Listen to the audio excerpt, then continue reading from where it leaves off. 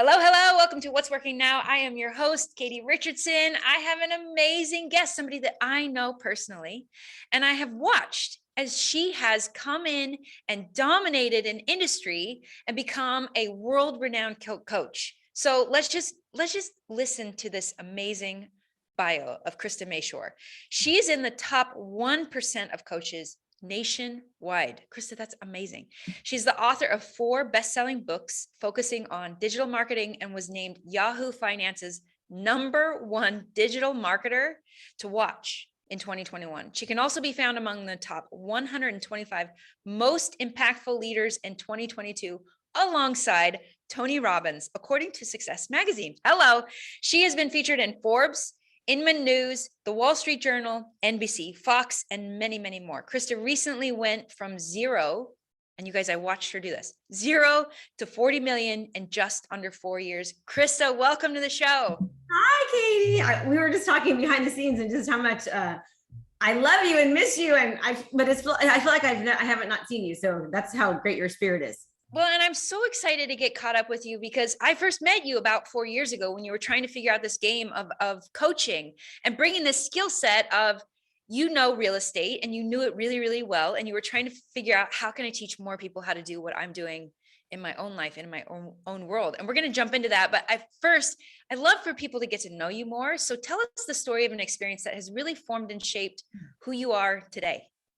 Okay, I'm just going to get really raw here, really quickly. Usually I kind of ease into it if I do it at all. But so I have not lived at home since I was 13 years old. There was some physical abuse happening in my home with my mother, who I'm very close with and who I have an absolute most admiration, love, and respect for. It was kind of like I was living in 2 families, quite frankly. It was like we were a happy family, and we went on vacation together, we went to church together, 3 times a week, and we looked like this very solid family. And then there was this pretty severe physical abuse happening with my mom, kind of behind the scenes. And so when I turned 13, I started running away from home, and I ended up living on the streets and living in abandoned cars and living in, my friends' parents' RVs. And I did that for, over a year. And finally I broke the law. I ended up breaking into my 8th grade junior high school. And when the girls were at PE, I stole their lunch money and stole their clothes because we needed food and we needed clothes. And that ended up getting me arrested, and I got sent to juvenile hall for about 3.5 months. And then from there, I was sent to a group home. It was called Hidden Hills Group Home for Girls. It was in Cottonwood, California, like where no one really lives except for maybe a couple thousand people.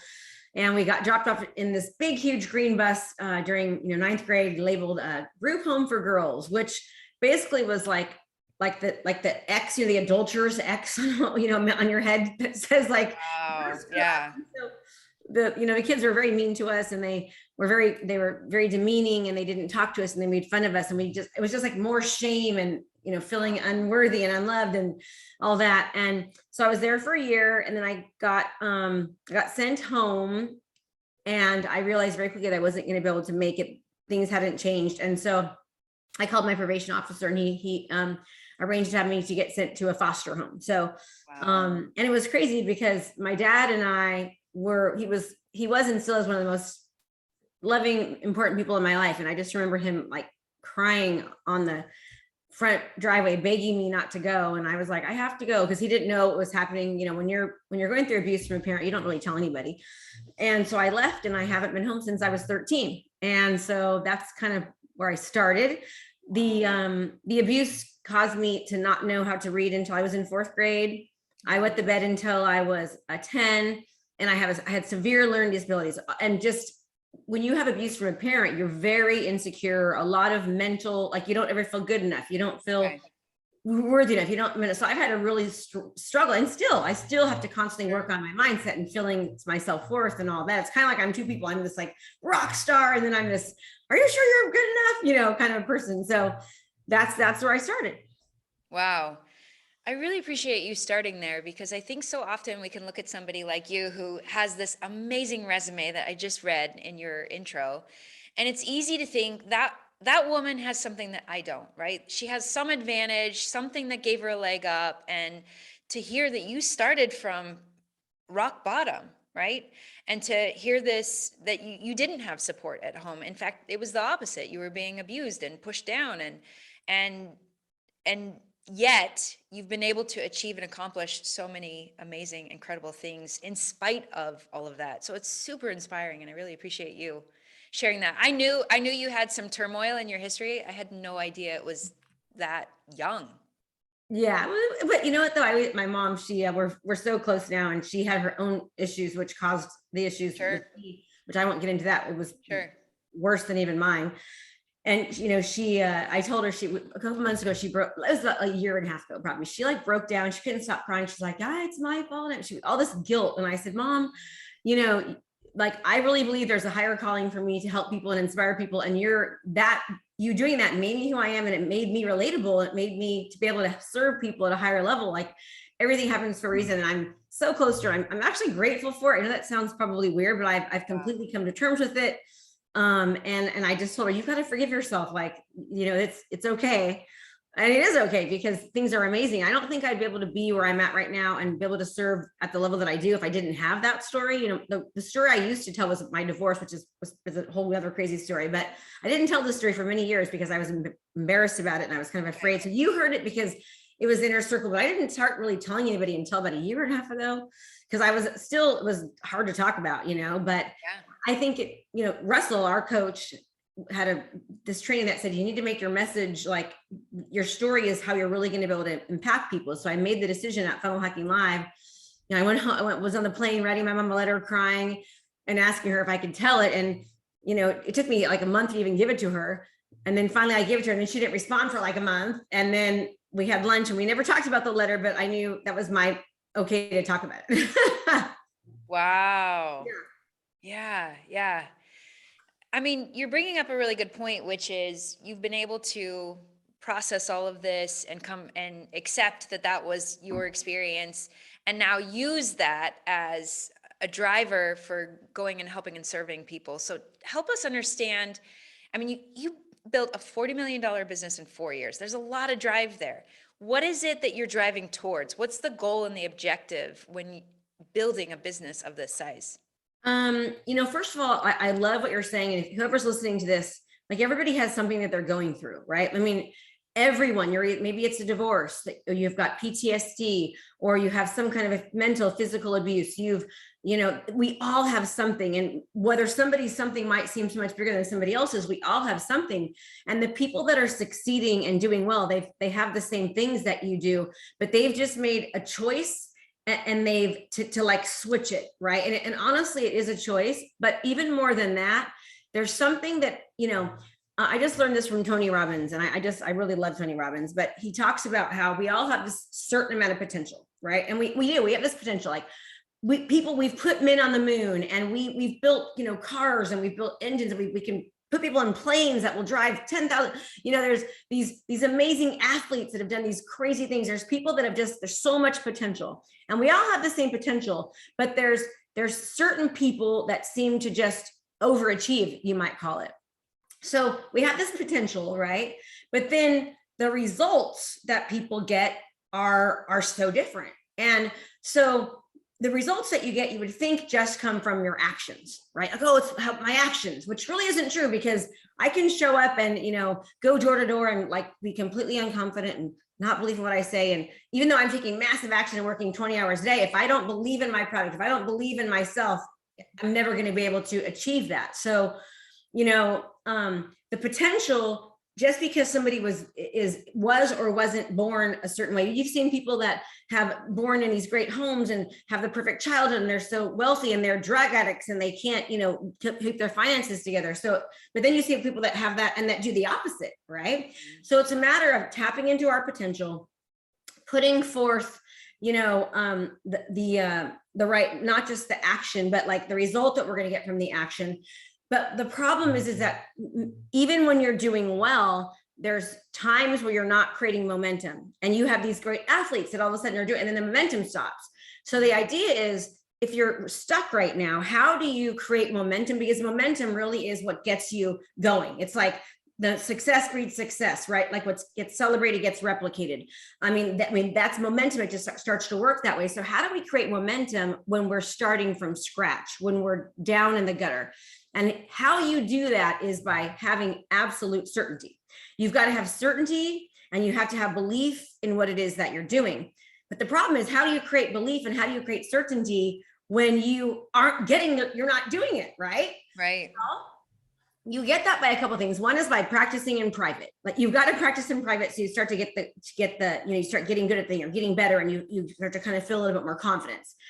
But the main thing that you can do to believe and to have the certainty is to believe it in your mind. You've got to believe it in your mind. You've got to see it in your mind. You've got to visualize it. You've got to repeatedly, repetitiously, all the time, constantly see it in your mind, because you know this, and I know this because of brain research.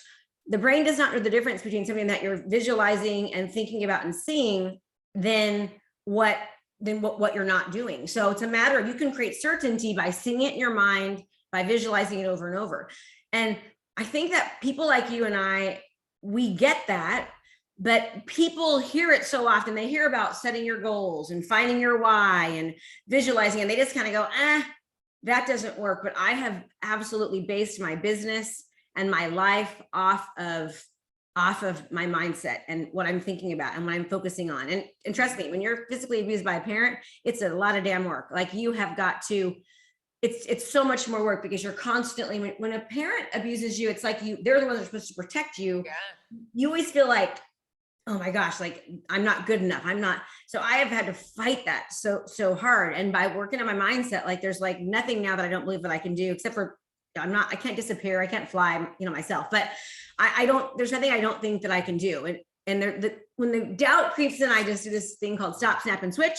And I just quickly try to bring myself back into the right place. So if you're listening, you can do anything you put your mind to, but you just have to see it and visualize it and work on it every day. 100%. And I love that you're speaking so much about mindset and the power of mindset, and how action alone is not enough. Like you actually have to believe in what you're doing and have that certainty. And you gave us the steps for how to create that certainty, which is like, if you can't believe in yourself and you're going to try and go out there and sell your products or your services, but you don't even believe in it, then good luck trying to sell it to somebody else. And it starts there. You have to know and believe and have that certainty in yourself. And I appreciated that you showed us those steps for how to do that. So as you look back over the last 4 years, and you've been on this rocket ship to growing and exploding and building a top coaching business, what have been some of the key components to the success of the business? Like, I'm sure there's things that you tried that didn't pan out maybe the way that you had thought or hoped they would, and then other things maybe unexpectedly took off and took hold. So what have been some of the things, the keys to success in growing this business? Well, it's a good question. And oh my gosh, so many failures. Like people, the first year, I made my first 2 Combo Club after 11 months, but it cost me more money to make it than it was worth, right? Like I made $1 million, but I spent $1 million. Like everyone thinks. Yeah. Really, I just kept putting back into the business. And then when COVID hit, 2.5 years ago, we were at a 6-week burn rate. Like I had to sell my daughter's house, move her back into the home. I was taking money from my real estate business to pay for the coaching business. And I had to tweak, and I just kept tweaking and changing. And then I found the one thing that worked, right? And so what I will tell you is that it's so easy to get a shiny object syndrome, and to they do this and read that and do this class. And so you're like, oh my gosh, I'm going to read a book. I'm going to do a podcast. I'm going to, and then you're just like, you do nothing well. So my advice is, and this is what we did, is that we found one thing that worked really well, and we have honed in on it. And every single month how do we optimize it? How do we tweak it? What can we change? What can we take away? What can we focus on? And we did. And there's been times where we've literally made a $900,000 mistake where it's like, oh, that wasn't a very good change. Right. But don't do that again. Like there was one, my team's like, how come you're not mad? I'm like, because now we know what not to do. We're going to do something different next time. Right. And we've done that. So now we had a $4 million month in February. From just tweaking and changing, but then we lost like $900,000, in March for two things. So we're like, oh God, so we average about 1.3, 1.4 a month.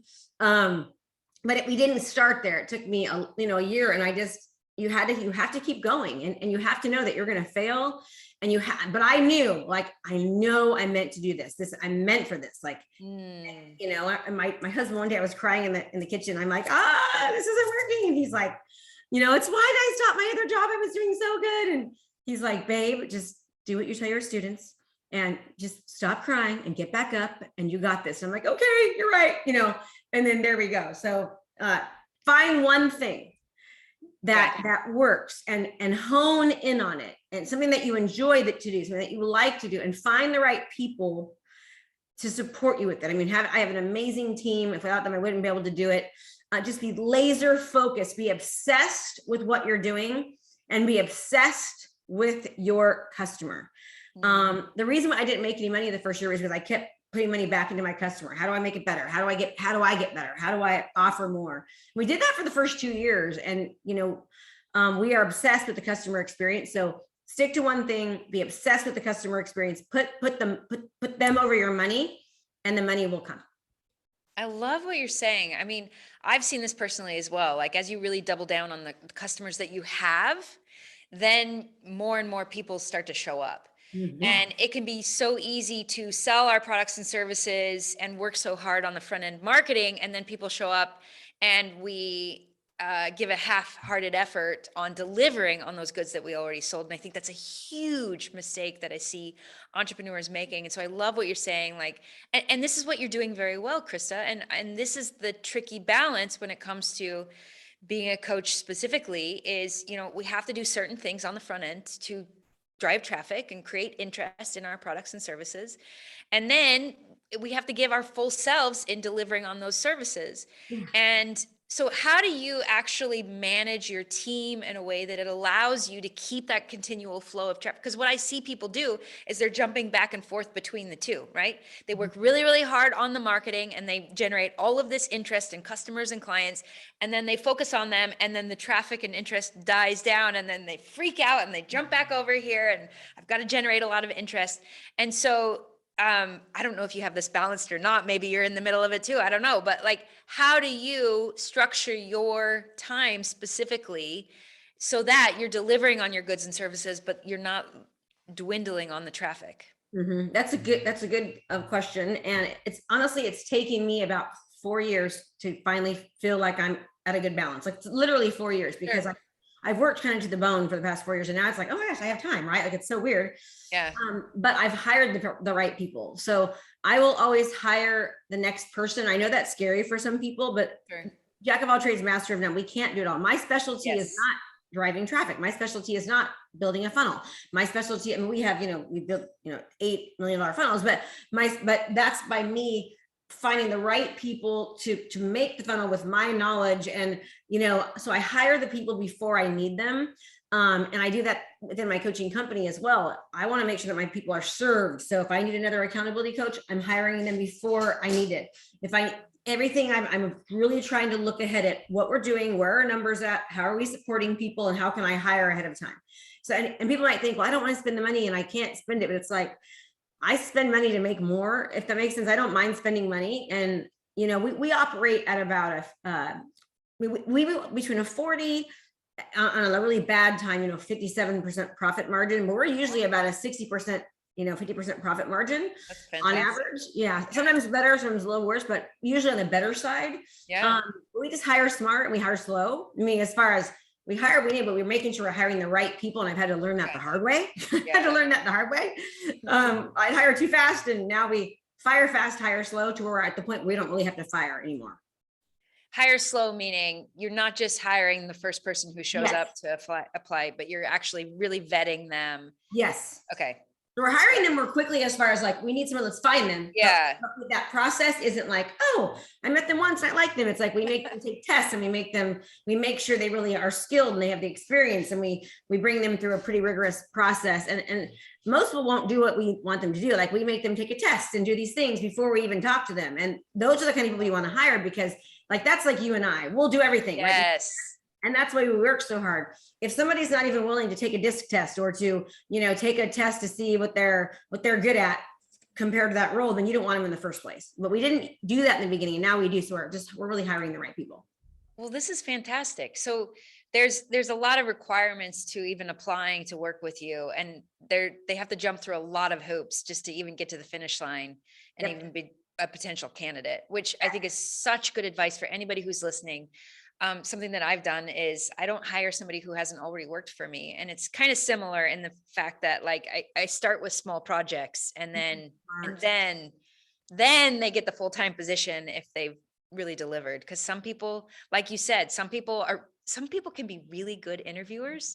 Yeah. And then once they get the job, it's just like all of a sudden they're just taking it easy. So I love how you're making it this rigorous process to becoming a part of the team. And I think that's so smart. I love that you do that. That's a great idea. Giving projects first. That's a great idea. Yeah. Yeah. It's just one way to do it. I mean, you're doing something similar. It's just part of the application process. Yeah. Love it. Love it. Love it. Yeah. Yeah. So how many people do you have on your team currently? So I have around 47 employees. So and we've got half of them are virtual assistants and half of them are from the United States. The virtual assistants, we pay them very, very, very, very well. Like they're CEOs at Google. We don't pay but it's still a lot less than what I'd be paying here. So we've got around 47 employees. And we just gradually, I started a year ago with just one employee, right? And then I slowly hired number two, and then we just kind of continued to go up.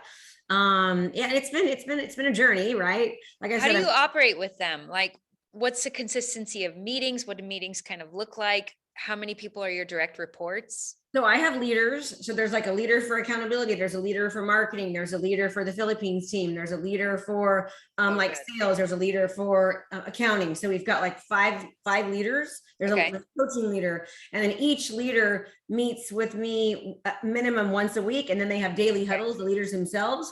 And then they give me updates as far as what's happening. I have one, she's what's she called, a process person. Like she's like the main person that like I give everything to, and then she delegates where it goes based upon people's workload. I don't know if that's called, there's a name for it, but that's been really great because I tend to be like, let's do all this stuff. And then they're like, oh my God, you're killing me. So an integrator, I think she's called.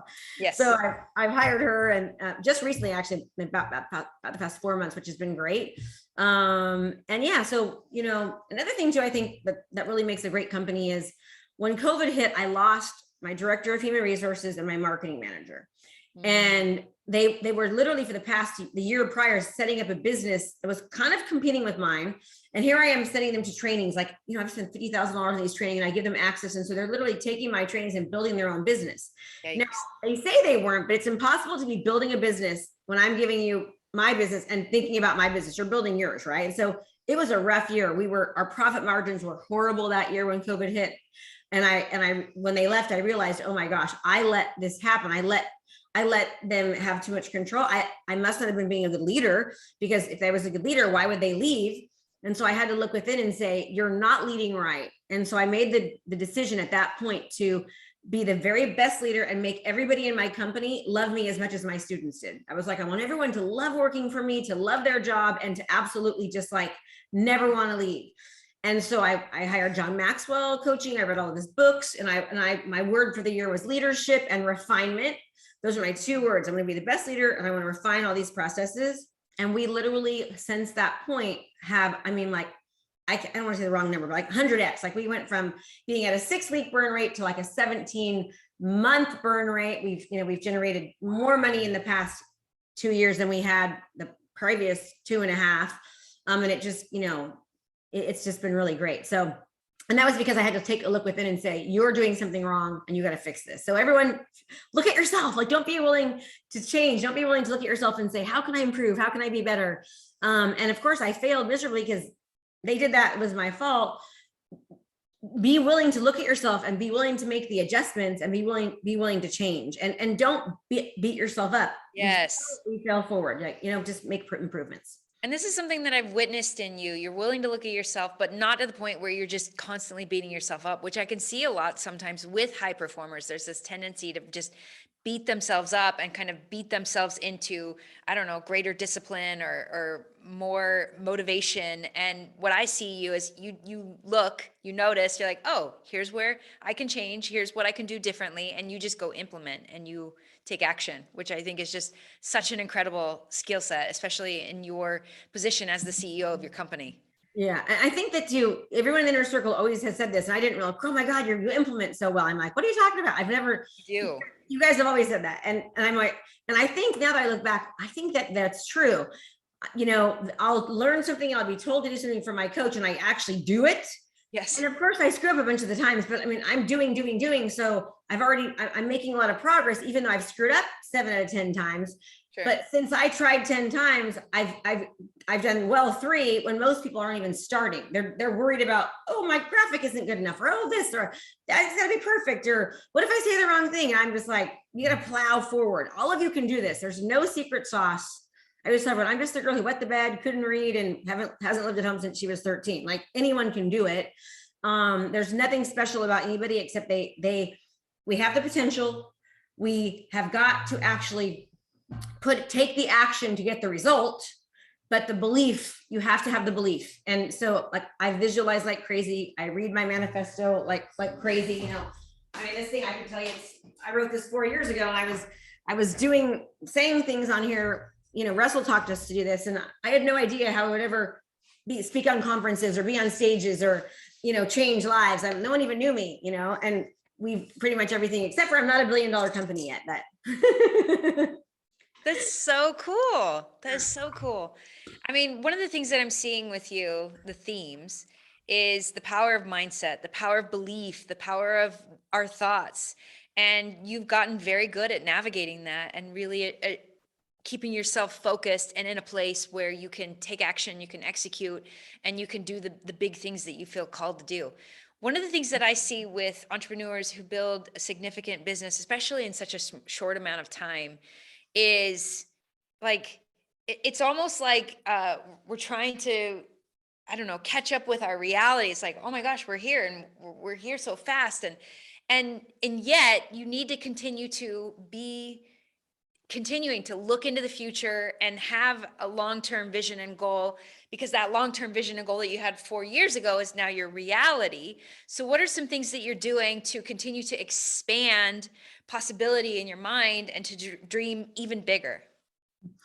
It's everyday work, Katie. And here's the thing. I know people are listening and they're like, oh my God, tell me how you built the $40 million business. I don't care about your mindset. I don't care about, you saying all those things, but I'm telling you, it all starts from the mind. It really does, because I mean, what I've done is I continue to read books like, Think and Grow Rich, and Millionaire Success Habits, and Awaken the Giant Within. And I continue to take courses of things that I'm taking a course now with Tony Robbins, and I'm listening to him over and over again, the same exact, like, 140-minute speech.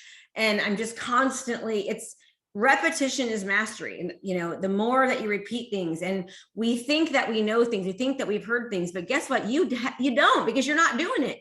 So you think you've heard things, you think, oh, I've heard that before. Then why the heck don't you have the results that you want? It's because you're really not doing what you know.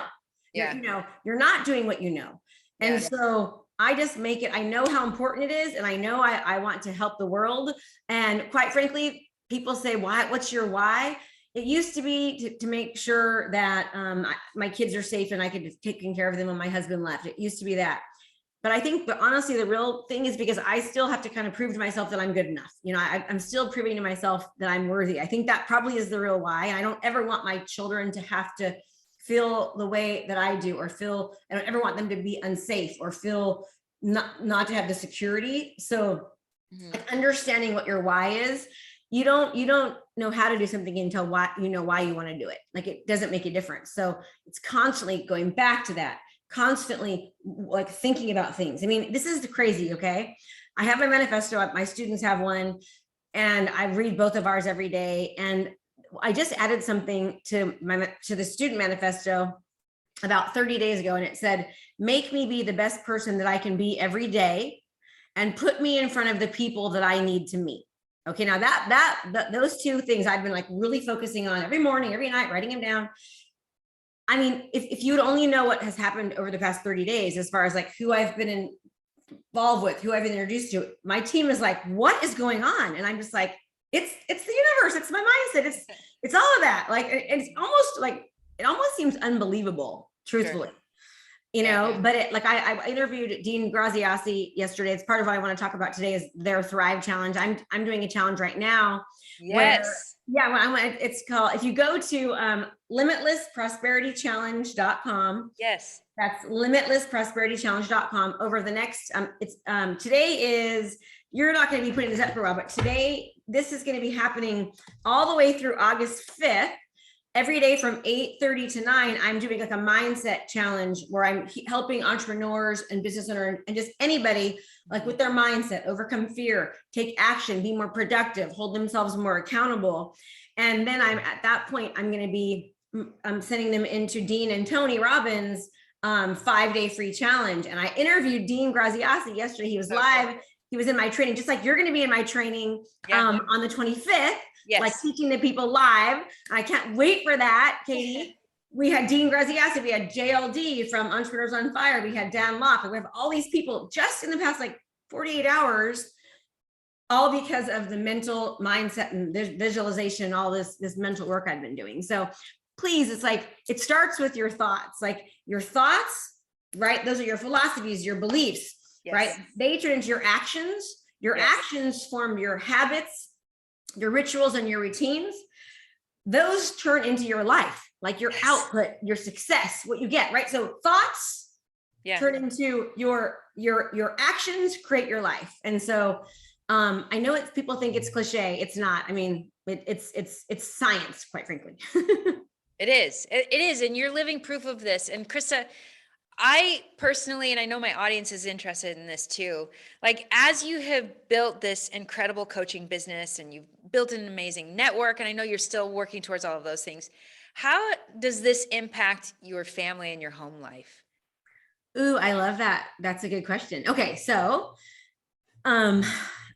it's been kind of ups and downs a little bit, right? So my marriage is the most important thing to me of anything else, because this is my second marriage. I've been married for almost 14 years to the love of my life, but we've had some problems at times, and it's not always just because of me, right? It's both. But I don't believe there's anything called balance. Like I think balance is bull crap, right? It's impossible to be the perfect wife, the perfect mother, the perfect entrepreneur, the perfect everything. So what I have found is that I really put focus on things when things are needed. So for example, the past 90 days, my focus needed to be on my husband, right? We were like, oh my gosh, we're kind of falling apart. I'm noticing. So I was like, you're my focus. And we both decided, and now we're like this again, right? And now we're close, and it's like, I'm not gonna let that go. Every once in a while it starts to click. I just make sure we go back. The same as with the business, the same as with the kids. As an entrepreneur who is very, very motivated, I have to constantly remind myself how important it is to be present. And that's something that I work on every day. And I'm continuing to, right? Like put the phone down, like really, really listen to my husband, listen to my children, like be present with the moment. And it's a constant work, I will always probably have to work. I think everyone has to work on it, right? To say, or balance. 100%. And you were talking earlier about thoughts lead to our actions, which show up in our habits and our rituals. Are there habits and rituals that you have within your home and your family life that help you to maintain this closeness with your spouse? Like, what are some of those things that you did in the last 90 days to increase that? We've been spending a lot of time together. So it's a matter of, my husband for a while, oh my God, I'm getting so way too honest, but I was working a lot and he was gone a lot. So we love each other. Like we never would have an affair. Like I would bet my life, but all of a sudden one day I was like, where is my husband? He's gone all the time. Right. And it was something that like, I could have looked at myself and go, Krista, you've messed this up. It was both of us, but he got to a point where he was enjoying his hobbies, working, and it got more and more and more. And so what I did is just kept diving into my work, right? I was like, okay, he's gone. I'm going to make a funnel. I'm going to do this thing. I'm going to work all day Saturday, all day Sunday. Okay. And we woke up about 4 months ago and I was like, this isn't going to work anymore. And it was to the point where I was like, I think we might need to separate, because I've been telling you, I need your time, I need your time, I need your time, I need your time. But I'm so happy all the time and so positive that I would tell him, and then I'd go right back to being happy, that he thought, oh, she's just venting and I'm going to keep doing what I'm doing. Right. So it got to, and I don't like conflict. I hate conflict. So it got to a point where I was like, he really heard me. And I really heard that he hadn't been hearing me. And I realized that I had allowed it because I didn't really voice it. And so we have been spending more time together. The past 4 months, we've maybe only spent like one day apart on the weekends. This weekend, we're actually going to spend a day apart because we both need to work, but we've been spending time, putting our phone down, really listening to each other, doing the little small random acts of kindness, like just little things like putting a glass of water by his bed. Or we were boating this past weekend and he could tell I was cold. So he stopped the boat, put a towel on me. And I was like, like we're just being very mindful of being loving, of being kind.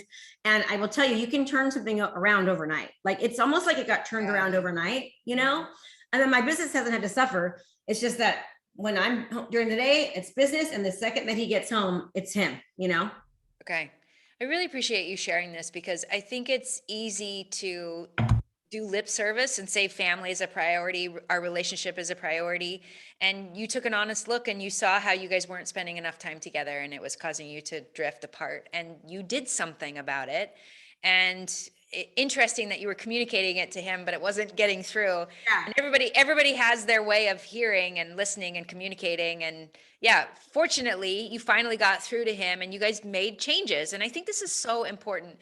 When you get married and you're madly in love, it's easy to think we'll just always be madly in love, and life gets busy, especially as an entrepreneur. And we have to be very, very intentional in our relationships. Otherwise, life starts to get in the way. I mean, it was the point where I was like, I think we need a divorce. I almost made my mind up. Wow. It felt like I was, I was telling him, and this is, marriage is the most important thing to me. Like I was raised Jehovah's Witness, you don't get divorced, like all these things, right? And so when I came home one day and I said, I'm done, he literally was like, what are you talking about? I mean, it was like, I'm like, I've been telling you this for 12 years. What are you talking about? He's like, no, you were always happy. Have you been faking being happy? I'm like, I am happy, but that doesn't mean I want to spend every weekend alone. And so he actually started like sobbing. And I saw this man that I truly did not think wanted to be married anymore. That's how much he was gone. And I realized he really didn't hear me, and I wasn't communicating it the right way, obviously. And we both just realized at that point, like we both need to change.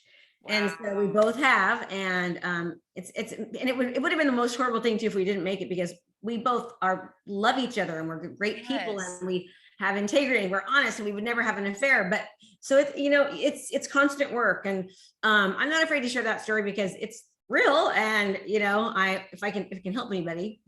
Well, and you probably experience this too. Like as you talk to people and you get to know their story and their experience as entrepreneurs, you come to find out that anyone with a really incredible, beautiful marriage had to work really hard at it. Oh yeah. And Esther Perel has, yeah, actively works hard at it.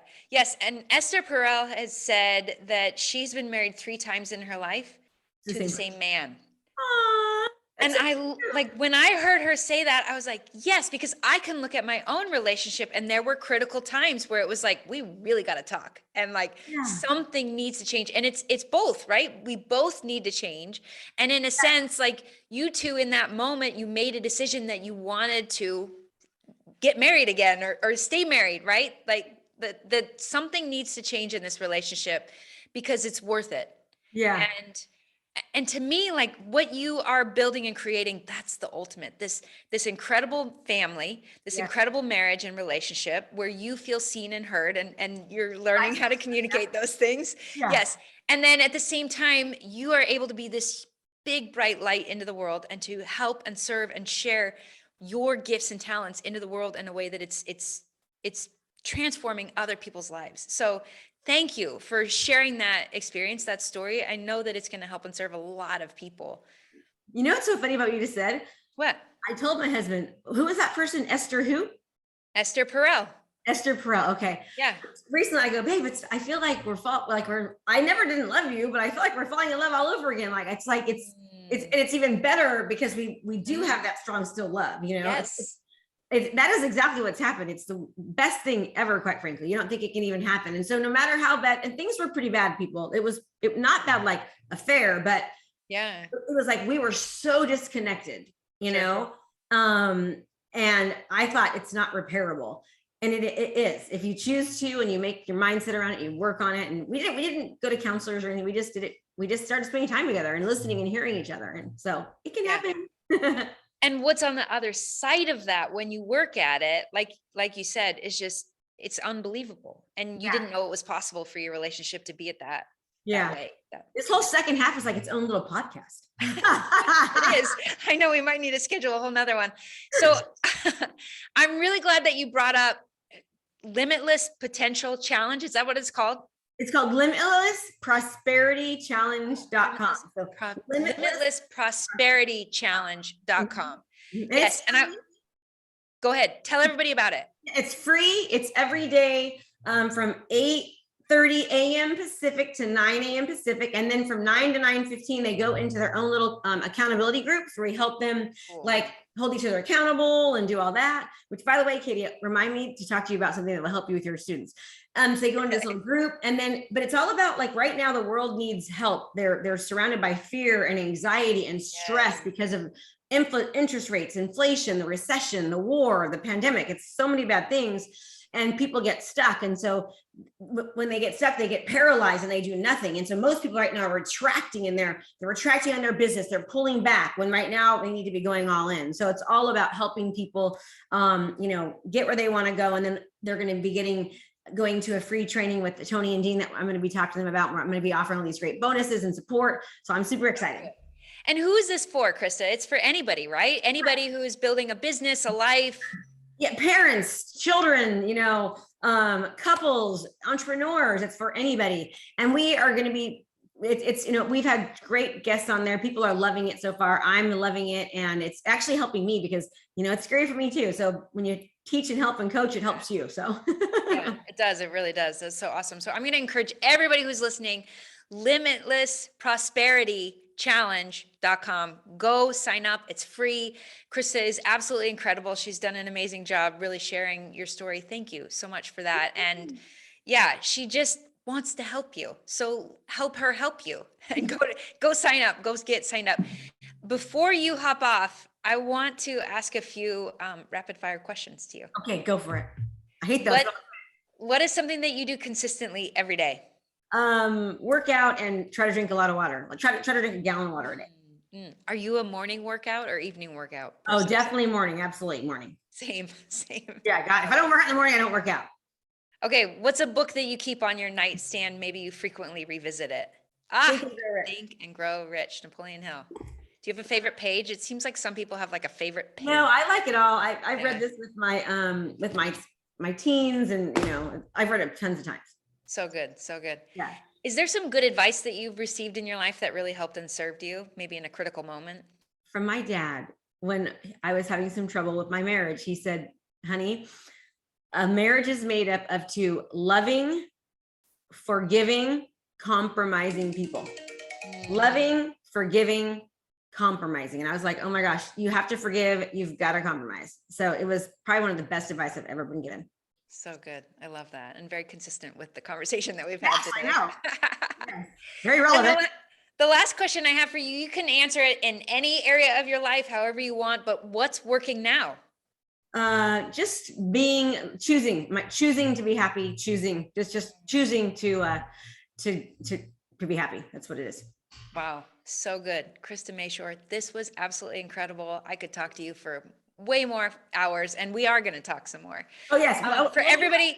We have you on the Limitless Prosperity Challenge. Yes. We're going to be on there on August. What do we say? August. Make sure I have the right date here before I do it. August. July 25th. July 25th. She's going to be on there live. So you want to go for her. And then we're also going to have her on our podcast again too, because I love Katie. Yeah. And I'm going to be talking about overcoming fear with this unexpected trick. Yes. With this unexpected trick, with this one thing, I can't wait to learn it. Yes. Yeah. And for people who want more Krista in their life, what's the social media platform you're most active on? How can they connect with you? You can find me on Instagram, Krista Mashore. On Instagram, you can find me there. I'm on all of them. So you can find me there. And we'll have links to everything in the show notes. So you can just click on it. For everybody listening, this is what's working now.